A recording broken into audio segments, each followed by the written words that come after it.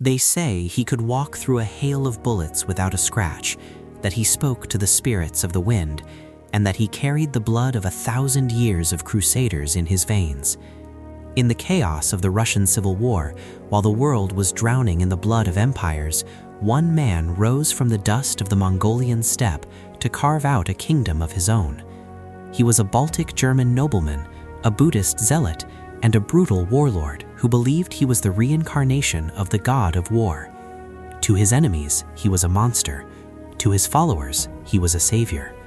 This is the terrifying and true story of Roman von Ungern-Sternberg, the Mad Baron.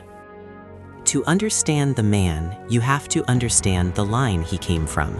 The Ungern-Sternberg family didn't just live through history, they bled for it. For 7 centuries, they were the knights, the pirates, and the mystics of the Baltic coast. Roman was born in 1885 into a world that was already beginning to tremble. He was a difficult child, prone to outbursts of violence and a total refusal to submit to authority. He was expelled from school after school, eventually landing in the military academies, where his thirst for conflict finally found a home. He wasn't interested in the soft life of a city officer. He wanted the edge of the world. He requested a transfer to the Trans-Baikal Cossacks in Siberia. It was here, in the vast, empty reaches of the East, that something in him clicked. He became obsessed with the nomadic cultures of the Mongols and the Buryats. He saw in them a purity that the decadent, modernizing West had lost. He learned their languages, mastered their horsemanship, and began to immerse himself in the esoteric teachings of Tibetan Buddhism. Even then, his fellow officers noticed something off about him. He was a man who lived on the brink, a man who seemed to crave the silence of the wilderness and the adrenaline of the charge. When the First World War broke out, Ungern-Sternberg became a legend of reckless bravery.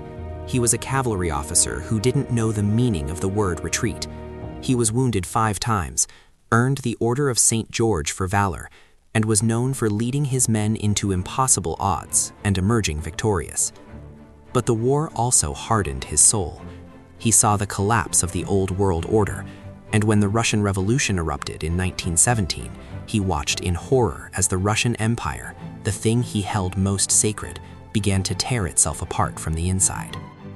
For Ungern-Sternberg, the Bolsheviks weren't just political enemies, they were cosmic demons.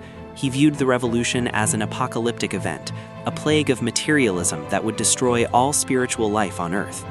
While other White Army generals were fighting for a return to the Republic or a constitutional monarchy, the Baron had a much darker, much grander vision.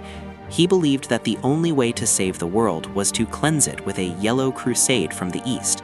He wanted to unite the nomadic tribes of Mongolia and Manchuria, restore the Qing dynasty in China, and lead a horde of warriors back into Europe to drown the revolution in fire and blood.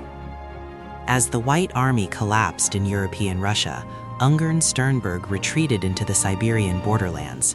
Along with his commander, Ataman Semenov, he formed the Asiatic Cavalry Division. This wasn't a standard military unit. It was a terrifying mosaic of Russian Cossacks, Mongol tribesmen, Buryak archers, and Japanese mercenaries. Ungern-Sternberg was their absolute master. He enforced a discipline that bordered on the sadistic. Men were whipped for the slightest infractions. Desertion was met with slow, agonizing death. He lived like his men, sleeping on the bare ground and eating the same meager rations, but he possessed a psychological grip over them that was absolute. By 1920, the situation was desperate. The Red Army was sweeping across Siberia. Mongolia, which had declared independence after the fall of the Chinese Empire, was currently occupied by Chinese forces who had imprisoned the spiritual leader of the country, the Bogd Khan. Ungern-Sternberg saw his opening. He led his ragged, freezing division across the border into Mongolia. His goal was the capital, Urga. The first siege of Urga was a disaster. The Chinese forces were well entrenched and vastly outnumbered the Baron's cavalry. But Ungern-Sternberg was not a man who accepted defeat. He retreated into the mountains to regroup, and this is where his legend truly began to take on a supernatural quality. He began to consult with lamas and shamans, performing rituals to ensure victory. He sent secret agents into the city to rescue the Bogd Khan under the noses of the Chinese guards. When he returned to Urga for the second time in early 1921, he didn't just bring an army, he brought a psychological storm. He ordered his men to light hundreds of extra fires on the hills surrounding the city at night, making his force look 10 times larger than it actually was. He utilized hit-and-run tactics that paralyzed the Chinese defenders. On the day of the final assault, he rode at the head of his troops, wearing his bright yellow Mongol deal adorned with the cross of St. George. He was a terrifying sight. The Chinese, convinced they were being attacked by a vengeful spirit, broke and fled. The Battle of Urga was a bloodbath. Ungern-Sternberg gave his men 3 days to sack the city, and the violence that followed was legendary. He had liberated Mongolia, but the price was a reign of terror. With the Bogd Khan restored to the throne, Ungern-Sternberg was granted the title of Darkhan Koshu Chin Wang, a supreme warlord. For a brief moment, he was the absolute ruler of Mongolia. He envisioned a new empire, a bridge between the spiritualism of the East and the military tradition of the West. He began a massive cleanup of the city, ordering the streets to be cleared of dead bodies and debris, and even attempting to establish a healthcare system and a telephone line. But his paranoia was growing. He believed he was surrounded by traitors. His secret police, led by the sadistic Colonel Sapailo, began a purge of anyone suspected of Bolshevik sympathies. This included most of the Jewish population of Urga, as the Baron had adopted the virulent anti-Semitism common among the White Russian elite, viewing Jews as the architects of the revolution. He became more and more detached from reality, spending his nights in deep meditation or consulting with fortune tellers. He was convinced that he was invincible, that his destiny was written in the stars. But the stars were turning against him.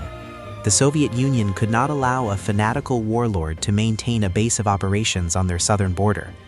They began to funnel support to Mongolian revolutionaries like Sukh-Batar. In the summer of 1921, Ungern-Sternberg made a mistake.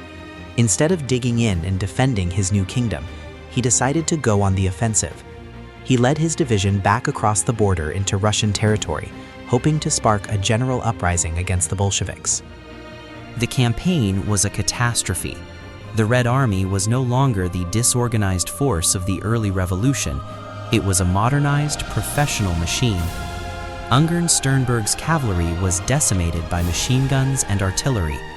His men, tired of the constant hunger, the brutal discipline, and the seemingly hopeless nature of the mission, began to mutiny. They attempted to assassinate the Baron, but he escaped into the night, only to be captured by a group of his own Mongol soldiers who handed him over to the Soviets. The trial of Roman von Ungern-Sternberg was a major propaganda event for the young Soviet state. He was brought to Novosibirsk, where he faced a revolutionary tribunal. He didn't beg for mercy. He didn't renounce his beliefs. He stood before his captors with the same cold, aristocratic disdain he had shown throughout his life. He admitted to everything, stating that his only regret was that he hadn't killed more Bolsheviks. He was found guilty of revolutionary activities and sentenced to death. On September 15, 1921, the Mad Baron was led out to a firing squad. Legend says that before he was shot, he ate his Order of St. George medal so that it wouldn't fall into the hands of the godless communists. When the shots rang out, the man died, but the myth was only just beginning. In Mongolia, news of his death was met with a mixture of horror and reverence. The Bogd Khan ordered prayers to be said for his soul in temples across the country. Stories began to spread that the Baron hadn't actually died, that he had transformed into a bird and flown away, or that he was hiding in a remote monastery in Tibet, waiting for the right moment to return and lead the final battle between good and evil. The legacy of Roman von Ungern-Sternberg is a dark and complicated one. To many historians, he is a footnote in the Russian Civil War, a peripheral madman whose cruelty overshadowed his military achievements. But in the context of Mongolian history, his impact is undeniable. By driving out the Chinese forces, he gave the Mongolian independence movement the breathing room it needed to establish itself, even if it eventually led to decades of Soviet puppet rule. He was the catalyst that changed the course of a nation. He remains one of the most enigmatic figures of the 20th century. Was he truly insane?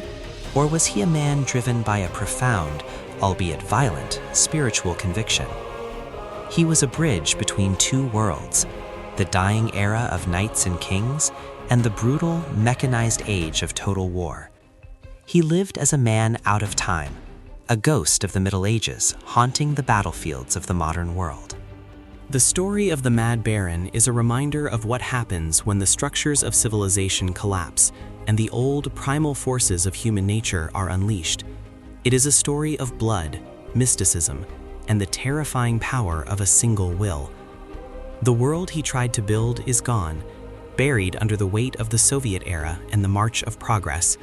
But in the vast open spaces of the Mongolian steppe, if you listen to the wind, some say you can still hear the hoofbeats of the Asiatic Cavalry Division and the ghost of the man who thought he could stop time itself. The Mad Baron's life was a storm that vanished as quickly as it rose, leaving behind only shadows and questions. History has a way of burying the uncomfortable, but the legend of the god of war refuses to stay hidden. If you want to explore more stories of the strange and the forgotten, subscribe now.